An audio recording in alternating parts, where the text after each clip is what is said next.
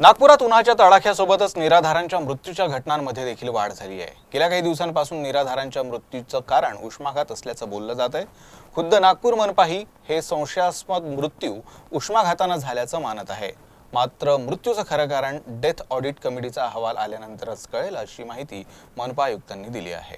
नागपुरात गेल्या काही काळात तापमानात वाढ झाली आहे। त्या दृष्टीने नागपूर महानगरपालिकेने नागरिकांना उष्णतेच्या लाटेच्या प्रभावापासून वाचवता यावं यासाठी काही उपाययोजना राबवल्या आहेत। मार्च पासून 12 मृत्यूंची नोंद झाली असून हे मृत्यू उष्माघाताने झाल्याचा प्राथमिक अंदाज आहे।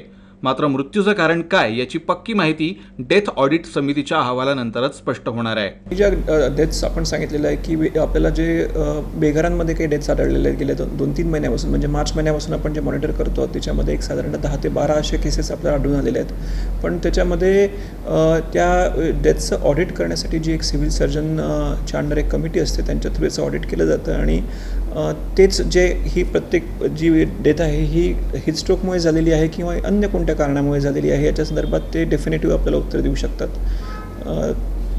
त्या पद्धतीने ते असेस करतात।